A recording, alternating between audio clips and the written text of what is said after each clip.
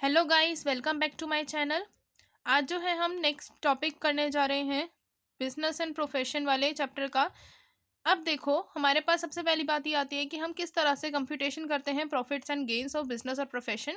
कि बिजनेस और प्रोफेशन के टाइम पर जैसे हमने हाउस प्रॉपर्टी पर फॉर्मूले लगाए थे, इसी तरह से यहाँ पर भी हमारा फॉर्मूला लगेगा और उस फॉर्मूले के हेल्प से आप कैलकुलेट करेंगे कि बिजनेस का आपका प्रॉफिट और गेन कितना आ रहा है, या जो बिजनेस हो गया और प्रोफेशन का प्रॉफिट और गेन और लॉस कितना आ रहा है।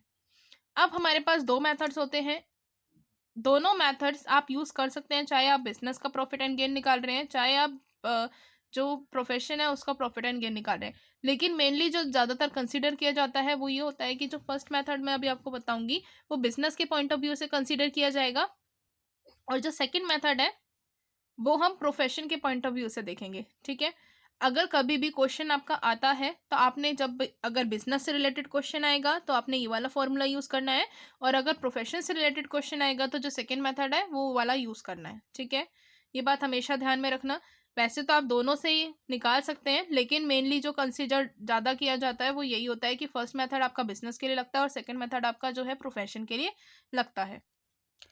फर्स्ट मेथड में बिजनेस के चलते क्या क्या आइटम्स आपकी आती हैं, जब हम बिजनेस एंड प्रोफेशन के गेन निकालते हैं या इनकम या लॉस निकालते हैं, तो उस टाइम पर हम कुछ एक्सपेंसेस जो हमारे अलाउड होते हैं, डिडक्शन जिनकी अलाउड होती है वो हम दे देते हैं, जिनकी डिडक्शन अलाउड नहीं होती हैं उन एक्सपेंसेस को हम ऐड कर देते हैं। आपको एक P&L अकाउंट गिवन होगा, ट्रेडिंग एंड P&L अकाउंट, उसके बेस पर ही आपने यहाँ पर इस तरह से डिडक्शंस कुछ ऐड करने आइटम्स और कुछ लेस करने हैं। तो कौन कौन से आइटम्स हैं जो ऐड होते हैं, तो नेट प्रॉफिट या loss as per the P&L। अगर P&L अकाउंट में आपका कोई भी नेट प्रॉफिट या लॉस जो भी है गिवन है वो आप पहले यहाँ पर लिख देंगे। P&L में निकालते हैं ना, पहले ग्रॉस प्रॉफिट वहाँ से ट्रेडिंग से निकलता है, फिर आप नीचे सबसे लास्ट में आपका नेट प्रॉफिट निकल कर आता है P&L अकाउंट में, तो वही नेट प्रॉफिट आपने ले लेना है, या नेट लॉस, अगर नेट लॉस आ रहा है तो वो यहाँ पर लिख दोगे। उसके बाद जो भी एक्सपेंसेस डिसअलाउड है, जिनकी डिडक्शन आपको अवेलेबल नहीं है, वो सारे के सारे एक्सपेंसेस आपने ऐड करने हैं। उसके बाद नेक्स्ट जो है incomes allowed but not credited. कुछ ऐसी इनकम्स हैं जो कि आपकी अलाउड हैं, उनकी आपको डिडक्शन मिल जाती है, लेकिन उसको क्रेडिट ही नहीं किया गया है P&L अकाउंट में, और क्रेडिट नहीं किया तो आप क्या कर देंगे, यहाँ पर ऐड कर देंगे कि हमें यहाँ पर क्रेडिट करना है। ठीक है, उसके बाद under valuation of closing stock. अगर क्लोजिंग स्टॉक का अंडर वैल्यूएशन है या फिर ओपनिंग स्टॉक का ओवर वैल्यूएशन है तो वो आप यहाँ पर ऐड करोगे। और अगर यहाँ पर इसी केस में हम कहें ओवर वैल्यूएशन जो है क्लोजिंग स्टॉक का आता है या फिर अंडर वैल्यूएशन आता है ओपनिंग स्टॉक का, तो ये वाला जो केस है यहाँ पर माइनस हो जाएगा। ठीक है, फिर है कुछ एक्सपेंसेस इन एक्सेस अलाउड। कुछ ऐसे एक्सपेंसेस होते हैं जिनका थोड़ा सा अमाउंट जो है एक्सेस में है और वो अलाउड होंगे, तो वो आपने ऐड कर देने हैं। उसके बाद कुछ एक्सपेंसेस ऐसे हैं जिनको जो कि अलाउड थे लेकिन डेबिट नहीं हुए, जैसे यहाँ पर कुछ इनकम्स अलाउड थी, क्रेडिट नहीं हुई थी तो हमने उनको ऐड कर दिया, लेकिन कुछ एक्सपेंसेस आपके अलाउड थे लेकिन उनको डेबिट नहीं किया गया तो उनको हम माइनस करेंगे। एक्सपेंसेस के केस में क्या करोगे, माइनस करोगे, लेकिन इनकम के केस में आपने ऐड करना है। ठीक है, उसके बाद जो भी इनकम डिसअलाउड है वो तो आपने माइनस करनी है कि इनकम डिसअलाउड है, हमें इसकी डिडक्शन अवेलेबल नहीं होगी। उसके बाद है over valuation of closing stock, ये वाला मैंने पॉइंट आपको यहीं बता दिया। उसके बाद माइनस करते हैं income exempted but credited to P&L account. कुछ ऐसी इनकम्स हैं जो एग्जम्प्ट है, जैसे हमने देखा था एग्रीकल्चर इनकम एग्जम्प्ट होती है, हमने एग्जम्पशन वाला चैप्टर किया था ना पहले। तो अगर ऐसी कोई इनकम्स हैं जो एग्जम्प्ट थी लेकिन उसको P&L अकाउंट में क्रेडिट किया गया है तो आपने उसको भी माइनस कर देना है। ठीक है, फिर आपका निकल कर आ जाता है बिजनेस इनकम और लॉस। तो यहाँ पर जो भी बिजनेस इनकम या लॉस निकल कर आएगा वो आपका फर्स्ट मेथड से हमेशा बिजनेस से ही निकालना। फर्स्ट मेथड को आपने प्रोफेशन के टाइम पर यूज़ नहीं करना है, बिजनेस के टाइम पर ही यूज़ करना है। फिर हमारा जो सेकंड मेथड है वो हमारा प्रोफेशन से रिलेटेड होगा। आपने जो जब भी प्रोफेशन का क्वेश्चन आएगा तो आपने सेकंड मेथड को यूज़ करना है। तो सबसे पहले आपने क्या लेनी है, ग्रॉस रिसिप्ट या इनकम टैक्सेबल, यहाँ पे लिख देंगे, माइनस करेंगे जो भी एक्सपेंसेस आपको अलाउड है। वहाँ पर हमने कौन से एक्सपेंसेस ऐड किए थे, डिसअलाउड वाले ऐड किए थे, लेकिन यहाँ पर अलाउड वाले आपने वो भी माइनस करने। ठीक है, बिल्कुल ही उसका उल्टा कर देना है। क्लियर है, तो प्रोफेशन वाले में जितने भी एक्सपेंसेस आपके अलाउड थे वो माइनस कर दोगे, तो आपका प्रोफेशनल इनकम या लॉस निकल कर आ जाएगा। ठीक है, तो ये दो मेथड्स हैं, इन दो मेथड्स के बेस पर ही आपके आगे की कैलकुलेशंस होंगी। और कुछ एक्सपेंसेस डिसअलाउड हैं या कुछ एक्सपेंसेस आपके अलाउड होते हैं। अब वो कौन कौन से होते हैं उनको मैं भी आपको बताती हूँ। अब मैं इसके जो है आपको नोट्स प्रोवाइड करा रही हूँ कि किन कौन कौन सी ऐसी डिडक्शंस होती हैं जो अलाउड होती हैं या डिसअलाउड होती हैं। और ये जो क्वेश्चंस आते हैं ये थ्योरी पॉइंट ऑफ व्यू से भी इंपॉर्टेंट है और प्रैक्टिकल में तो इसका एप्लीकेबल होगा ही।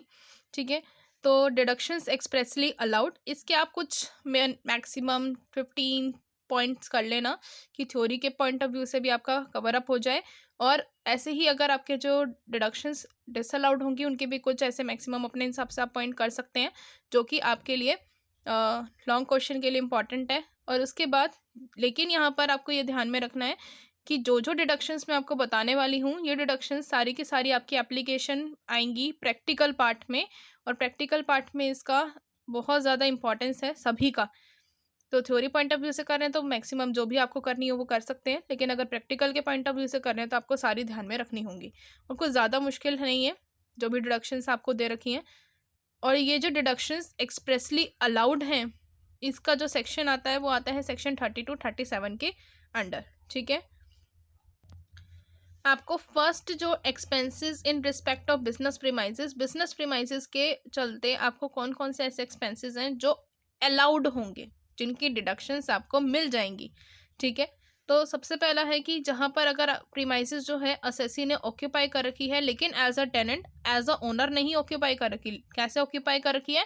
एज अ टेनेंट, तो जो भी रेंट पे किया जाएगा वो उसकी डिडक्शन आपको मिल जाएगी। कॉस्ट ऑफ रिपेयर्स, जो कॉस्ट ऑफ रिपेयर होना चाहिए वो रेवेन्यू नेचर का होना चाहिए। कैपिटल नेचर के केस में आपको किसी भी तरह की रिपेयर की जो कॉस्ट है वो अलाउड नहीं होगी। यहाँ पर मैंने लिख भी दिया है, if cost of repair is of capital nature then it should not be allowed. फिर से बता रही हूँ, एसएससी अगर टेनेंट की तरह जो है उसने अपनी प्रीमाइसेस को ऑक्यूपाई कर रखा है तो जो भी रेंट पे करेगा उसकी डिडक्शन मिल जाएगी।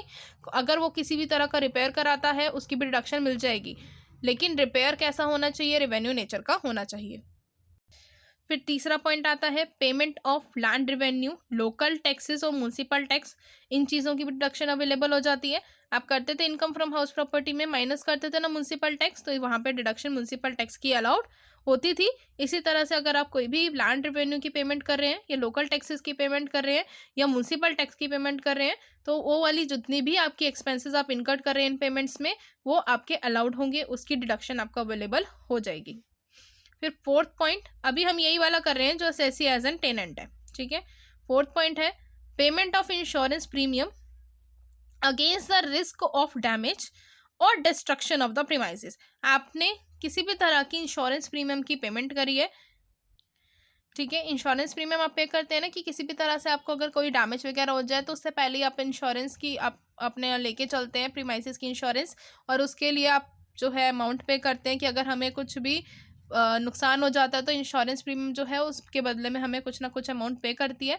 तो उस केस में अगर आप पेमेंट कर रहे हैं तो वो पेमेंट भी आपकी डिडक्शन जो है एक्सप्रेसली अलाउड होता है। लेकिन यहाँ पर ये बात ध्यान में रखनी है कि अगर आपकी कोई फायर इंश्योरेंस है या किसी भी तरह की मैराइन इंश्योरेंस या अलग तरीके की कोई इंश्योरेंस है तो आपको डिडक्शन अलाउड हो जाती है। लेकिन अगर आपकी पर्सनल इंश्योरेंस है, पर्सनल इंश्योरेंस का मतलब है लाइफ इंश्योरेंस पॉलिसी अगर आपने ले रखी है तो उसकी डिडक्शन अलाउ नहीं होती। ठीक है, इंश्योरेंस जो है फायर इंश्योरेंस वगैरह अगर कोई अदर इंश्योरेंस है लाइफ इंश्योरेंस को छोड़कर तो उनकी डिडक्शन तो अवेलेबल हो जाएगी, लेकिन लाइफ इंश्योरेंस वाले की डिडक्शन अवेलेबल आपको नहीं होती है। फिर सेकंड आती है where the premises are occupied by the assessee as an owner. हमने जो हम एक्सपेंसेस की डिडक्शन जो अलाउड है वो हमें भी कौन सी देख रहे हैं? बिजनेस प्रीमाइसेस से रिलेटेड। अगर बिजनेस प्रीमाइसेस असेसी ने एज एन टेनेंट ले रखी है तो वो तो हो गई, लेकिन अगर एज अ ओनर ले रखी है तो अगर जो भी वो रिपेयर चार्जेस को इनकर कर रहा है वो रिपेयर चार्जेस की जो पेमेंट कर रहा है उसकी डिडक्शन अवेलेबल हो जाएगी। अगर वो किसी तरह का लैंड रेवेन्यू या लोकल टैक्स या फिर म्यूनसिपल टैक्स पे कर रहा है तो उसकी भी डिडक्शन अवेलेबल हो जाएगी। या फिर किसी भी तरह का insurance premium regarding the building, यहाँ पे भी बोल रखी है बात कि बिल्डिंग के रिगार्डिंग ही वो इंश्योरेंस प्रीमियम पे करना चाहिए। अगर वो लाइफ इंश्योरेंस पे करेगा तो उसकी डिडक्शन अलाउड नहीं होती है। ठीक है, फिर नोट है अगर बिजनेस प्रीमाइसेस असेसी से बिलोंग करती हैं तो ही डिडक्शन अलाउ होगी, लेकिन अगर बिजनेस प्रीमाइसेस असेसी से बिलोंग ही नहीं करती तो किसी भी तरह की रेंट की डिडक्शन अलाउ नहीं होगी। Business premises is belong to assessee, अगर जो है बिलोंग करती है असेसी से, यानी कि असेसी जो है वही ओनर है उस बिजनेस का, तो कोई भी रेंट की डिडक्शन आपको नहीं मिलती है। ठीक है, उसके बाद यहाँ पर अभी हमने किया था ना कि अगर ऐसा ओनर है तो रेंट की तो डिडक्शन यहाँ पर दिखाई नहीं, कौन कौन सी दिखाई थी, रिपेयर की, टैक्सेस की और इंश्योरेंस प्रीमियम की। तो अगर ओनर है वही पर्सन असेसी ही, तो डिडक्शन अलाउ नहीं होगी रेंट की। अगर असेसी जो है पार्टनरशिप फर्म में, if assessee is a partnership firm, अगर कोई भी असेसी एक पार्टनरशिप फर्म है, या फिर बिजनेस प्रीमाइजेस जो है वो पार्टनर ऑफ द फर्म, जैसे मान लीजिए कि कोई बिजनेस थी उसके अंदर मैं पार्टनर थी उस फर्म की, तो उस केस में भी आपको जो है डिडक्शन अलाउ तो हो जाएगी रेंट पेड की। ठीक है, चाहे पार्टनरशिप फर्म है असेसी, यानी पार्टनरशिप फर्म जो है एक तरीके से वही असेसी है, उसी को पेमेंट करना है तो डिडक्शन अलाउड हो जाएगी। और अगर उस बिजनेस प्रीमाइजेस में या उस पार्टनरशिप फर्म में मैं पार्टनर हूं, तब भी मुझे जो है रेंट की डिडक्शन अलाउड हो जाएगी। इफ असेसी इज टेनेंट, अगर असेसी टेनेंट है और पार्ट ऑफ द प्रीमाइसेस जो है वो खुद ही यूज कर रहा है एज ड्वेलिंग हाउस, और पार्ट जो है बिजनेस में यूज कर रहा है, तो डिडक्शन जो है प्रोपोर्शनलिटी अलाउड होगी, यानी इस वाले की अलाउड नहीं होगी क्योंकि वो अपने खुद के यूज के लिए कर रहा है। लेकिन अगर बिजनेस वाले यूज के लिए कर रहा है तो वो बिजनेस वाले यूज का जो पार्ट होगा उसकी डिडक्शन अलाउड हो जाएगी। जैसे मान लीजिए कि अगर मेरा जो बिजनेस प्रीमाइज है, ठीक है, या मेरा जो हाउस है, कोई भी प्रीमाइजेज है, बिजनेस नहीं लेते क्योंकि हमारे part of the business premise, इन्होंने बोला कि हाफ पार्ट जो है बिजनेस के लिए यूज किया जा रहा है और हाफ ही पार्ट जो है आपका ड्वेलिंग हाउस के लिए वो टेनेंट जो है वो यूज कर रहा है, ड्वेलिंग हाउस, ठीक है, उसके लिए यूज कर रहा है। अब 5 लाख प्रीमाइजेस की वैल्यू है, ठीक है, इसके ऊपर हाफ हाफ मीन्स कितना हो गया, 2,50,000 ये वाला हो गया और 2,50,000 ये वाला हो गया, यानी इसकी वैल्यू ये है। अब इस वैल्यू पर जो भी उसको प्रॉफिट या कोई भी अगर वो एक्सपेंस इनकट करता है, मेनली एक्सपेंसेस इनकट कर रहा है, उसका रेंट पे कर रहा है, या फिर आप कह सकते हो कि उस पर कुछ रिपेयर का खर्चा कर रहा है, तो वो जो खर्चा वो इनकट कर रहा है उस बिल्डिंग के ऊपर, तो उस बिल्डिंग के खर्चे के ऊपर half of the portion, expense तो पूरा ही लगेगा।